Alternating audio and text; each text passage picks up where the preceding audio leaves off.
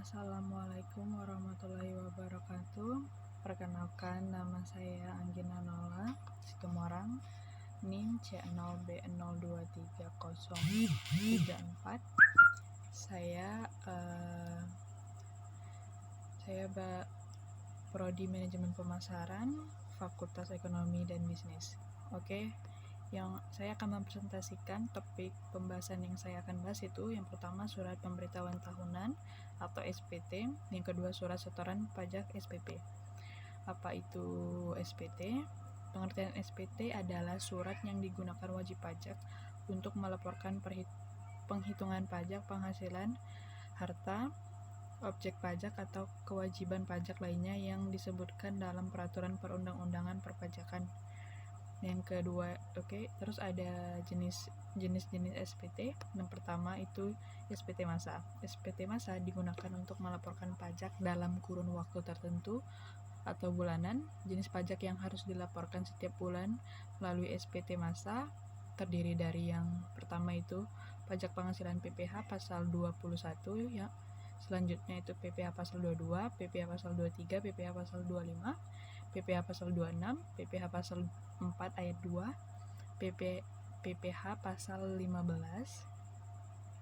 PP pajak pertambahan nilai atau PPN, pajak atas penjualan barang mewah atau PPNBM.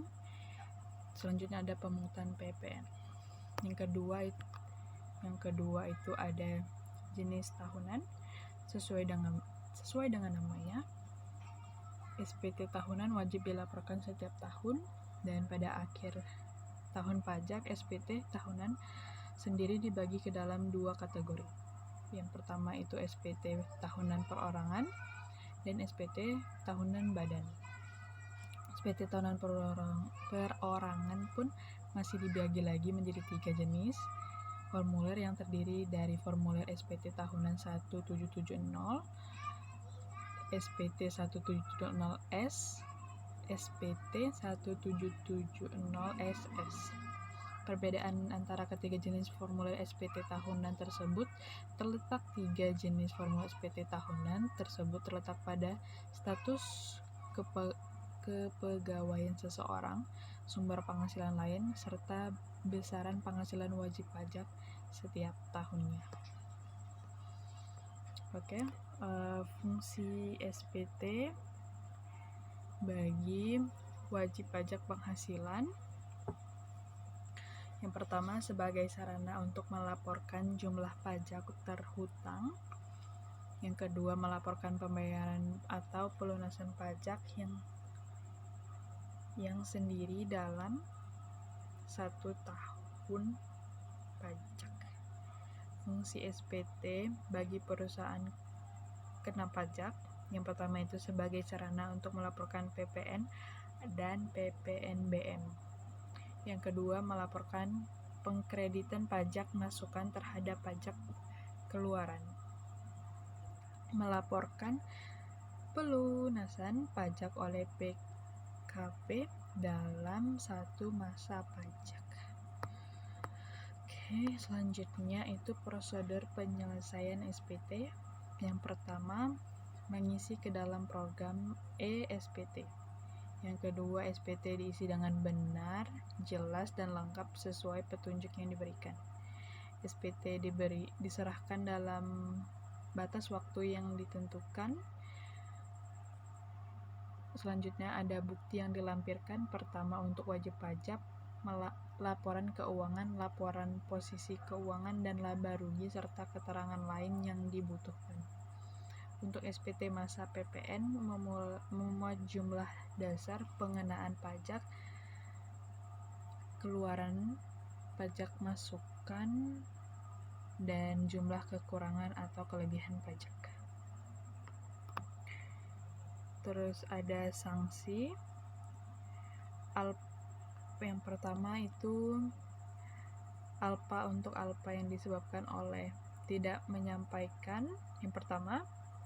Yang kedua, menyampaikan SPT tidak benar, sanksi kurungan pidana 1 tahun dan denda 2 kali jumlah pajak yang tidak atau kurang bayar.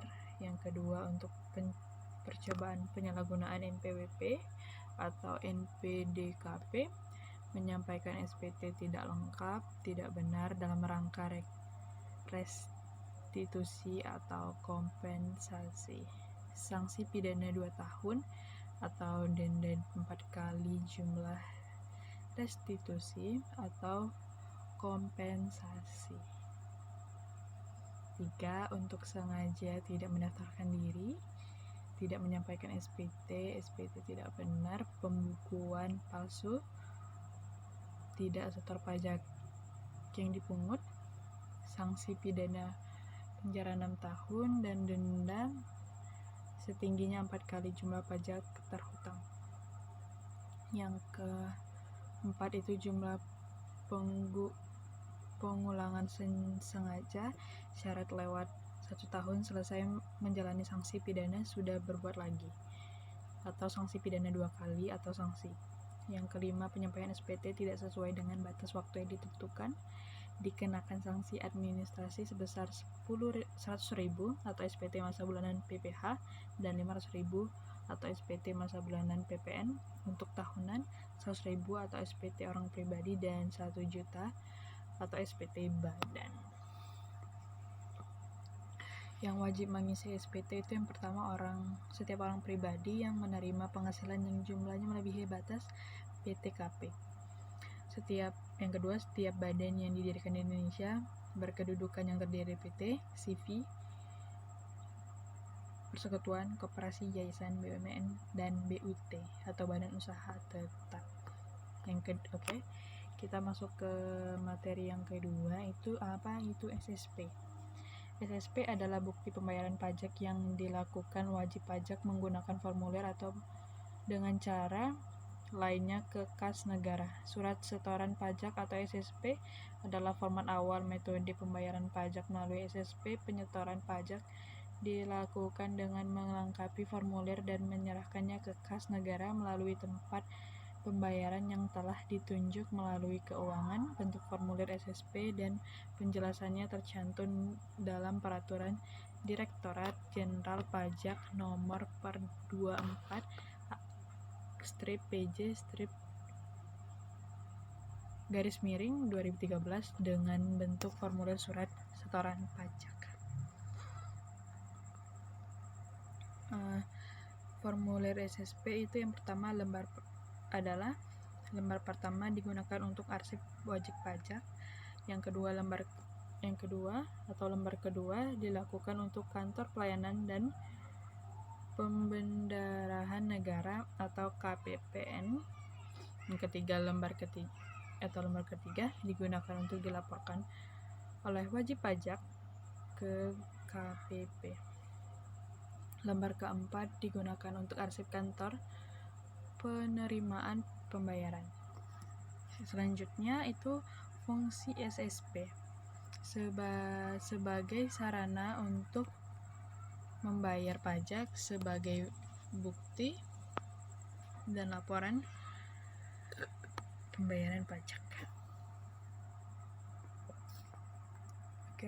Elemen yang termuat dalam SSP itu yang pertama NPWP, yang kedua ada nama wajib pajak, yang ketiga alamat wajib pajak, yang keempat kode akun pajak, yang kelima kode jenis setoran, yang keenam uraian pembayaran, yang ketujuh masa pajak, yang kedelapan tahun pajak, yang kesembilan nomor ketetapan, yang ke-10 jumlah pembayaran, yang ke-11 terbilang, yang ke-12 itu diterima oleh kantor penerima pembayaran, yang ke-13 wajib pajak atau penyetoran, yang ke-14 itu ruang validasi kantor penerima pembayaran. Untuk ruangan validasi kantor penerimaan pembayaran dapat diisi di NTTP atau nomor transaksi pembayaran pajak dan NTB atau NTP.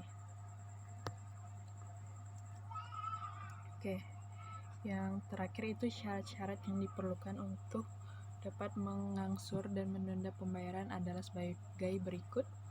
Yang pertama, permohonan mengangsur atau menunda pembayaran pajak harus diajukan secara tertulis sebelum jatuh tempo. Yang kedua, permohonan mengangsur atau menunda pembayaran pajak harus menyebutkan alasan-alasan seperti kesulitan likuiditas atau keadaan di luar kekuasaannya. Yang ketiga itu Kepala KPP penerbitan SK angsuran pembayaran atau SK penundaan dalam waktu 10 hari sejak tanggal permohonan diterima. Yang keempat, permohonan diajukan sebelum jatuh tempo kecuali ada pembayaran di luar kekuasaan yang tidak terelakkan. Yang kelima, permohonan hanya dapat dilakukan satu kali terhadap suatu utang. Oke. Terima kasih telah menonton atau melihat presentasi saya. Lebih kurangnya saya mohon maaf. Saya akhiri dengan terima kasih.